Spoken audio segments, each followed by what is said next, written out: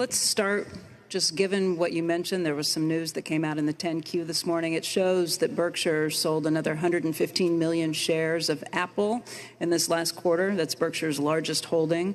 And I think in that vein, we'll start with a question from Sherman Lamb. He is a 27-year-old Berkshire Hathaway Class B shareholder from Malaysia. And he asks, last year you mentioned Coca-Cola and American Express being Berkshire's two long-duration partial ownership positions, and you spent some time talking about the virtues of both these wonderful businesses in your recent shareholder letter.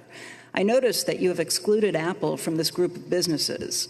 Have you or your investment manager's views of the economics of Apple's business or its attractiveness as an investment changed since Berkshire first invested in 2016?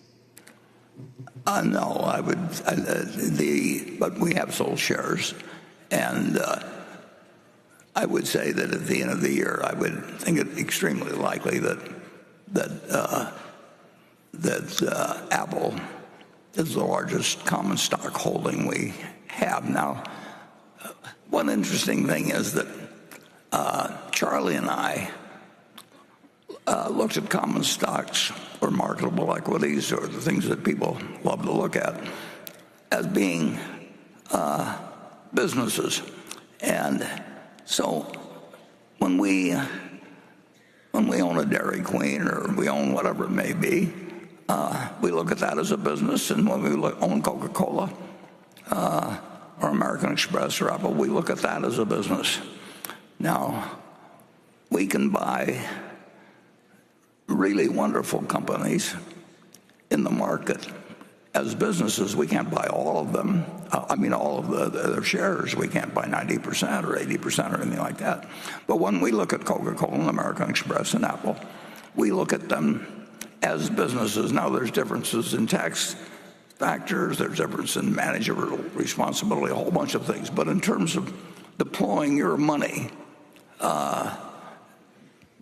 we always look at every stock as a business. And we have no attempt made to predict markets. We have no attempt made to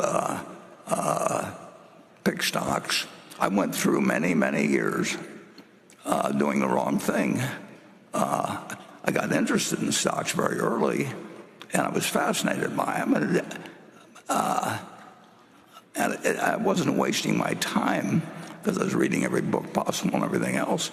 But finally, I picked up a copy of The Intelligent Investor in Lincoln, and there was a few sentences in there that said much more eloquently than I can say it. But if you look at stocks as a business and treat the market as something that doesn't tell you, isn't there to instruct you, but it's there to serve you,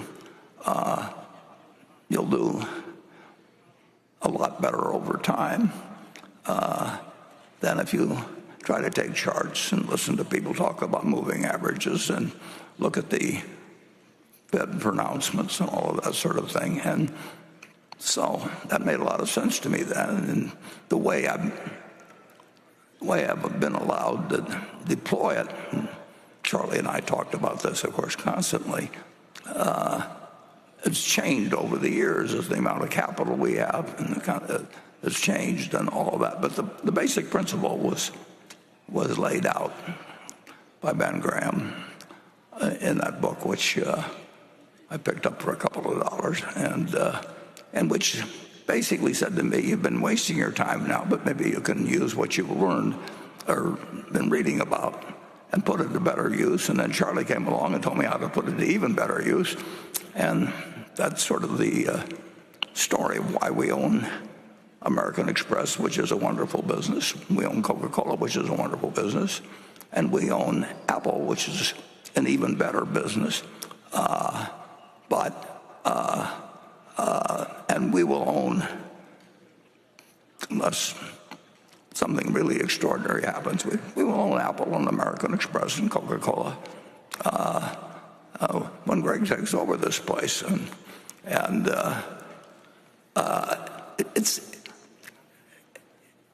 It's such a simple approach that it's almost deceptive. Most things, if you keep working harder and harder at it, you learn a little more math or you learn a little more physics. But investments, you don't really have to do that.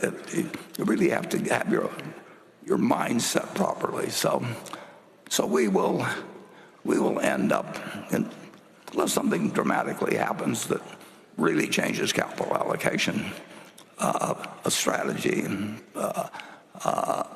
We will have Apple as our largest investment, but I don't mind at all, under current conditions, building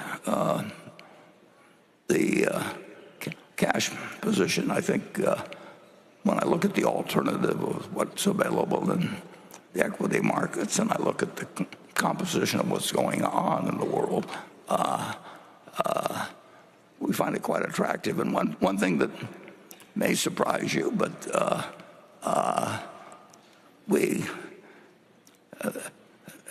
almost everybody I know pays a lot more attention to not paying taxes than I think they should.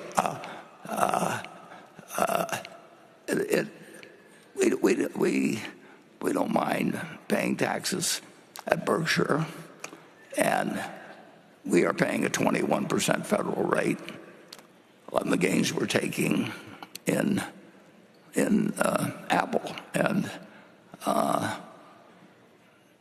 that rate was 35% not that long ago, and it's been 52% in the past when I've been operating. And the federal government owns a part of the earnings of the business we make. They don't own the assets, but they own a percentage of the earnings. And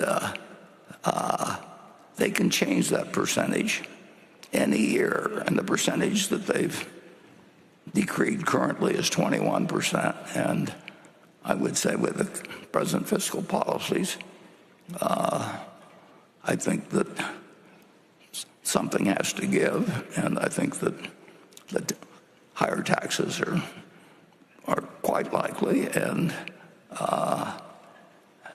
the government wants to take a greater share of your income or mine or Berkshire's, they can do it. And they may decide that someday they don't want the fiscal deficit to be this large, because that has some important consequences, and they may not want to decrease spending a lot, and they may decide they'll take a larger percentage of what we earn, and we'll pay it. And we always hope at Berkshire to pay substantial federal income taxes. We think it's appropriate that a country that's has been as generous to our owners. It's been the place. I was lucky. Berkshire was lucky it was here, and if we send in a check like we did last year, we sent in over $5 billion to the U.S. federal government. And if 800 other companies had done the same thing, no other person in the United States would have had to pay a dime of federal taxes, whether income taxes.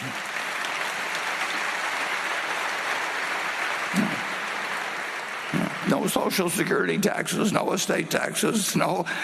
It's open down the line. Now, I would like to. I hope things develop well enough with Berkshire that we say we're in the 800 club, and maybe even move up a few notches. It doesn't bother me in the least to write that check, and I would really hope, with all that America's done for all of you, it shouldn't bother you that we do it. And if I'm doing it at 21% this year, and we're doing it at a higher percentage later on, I don't think you'll actually mind the fact that we sold a little Apple this year.